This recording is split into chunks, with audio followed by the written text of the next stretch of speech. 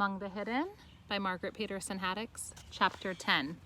When Luke went down to supper, he saw that Mother had set his 2 loaves of bread out on the china plate she used for holidays and special occasions. She was showing off the bread the way she used to tape up the crooked drawings Matthew and Mark brought home from school when they were little. But something had gone wrong. Maybe Luke hadn't used enough yeast, or he kneaded the dough too much or too little, and the loaves had turned out flat. They looked lopsided and pathetic in the center of the table. Luke wished Mother had just thrown them away.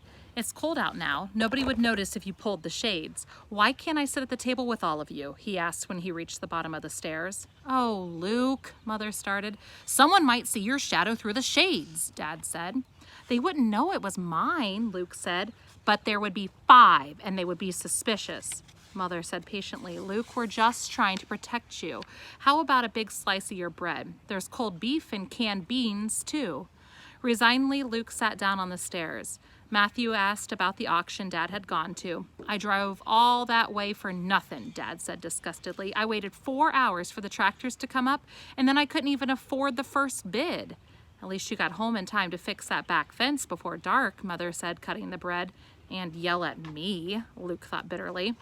What was wrong with him? Nothing had changed, except he'd maybe seen a face that maybe belonged to somebody like him. Matthew and Mark suddenly noticed the bread Mother was doling out. What's wrong with that? Mark asked. I'm sure it'll taste fine, Mother said. It's Luke's first try. Luke muttered, and my last, too softly for anyone to hear. There were advantages to sitting on the other side of the room from everyone else. Luke made bread, Mark said. Yuck. Yeah, and I put special poison in one of the loaves that only affects 14-year-olds, Luke said. He pantomimed death, clutching his hands around his own neck and letting his tongue hang out of his mouth and lolling his head to the side. If you're nice to me, I'll tell you which loaf is safe. That shut Mark up, but earned Luke a frown from Mother. Luke felt strange about the joke anyway. Of course, he'd never poison anyone, but if something happened to Matthew or Mark, would Luke have to hide anymore? Would he become the public second son, free to go to town and to school and everywhere else that Matthew and Mark went? Could his parents find some way to explain a new child that was already 12 years old? It wasn't something Luke could ask. He felt guilty just thinking about it. Mark was making a big ceremony out of bringing the bread to his mouth. I'm not scared of you, he taunted, and he took a big old bite. He swallowed with great difficulty and pretended to gag. Water, quick! He gulped down half his glass and glared at Luke. Tastes like poison, all right.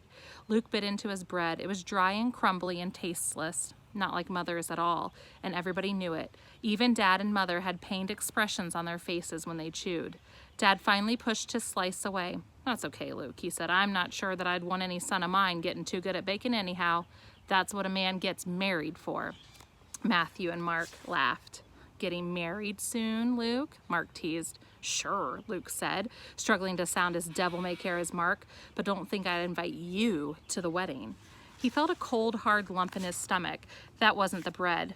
Of course he'd never get married. He'd never do anything. He'd never even leave this house.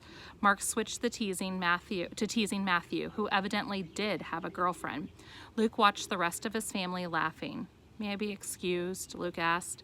Everyone turned to him in surprise. Usually he was the last one to make the request. Mother often begged Matthew and Mark, can't you wait and talk to Luke just a little bit longer? You're done already? Mother asked.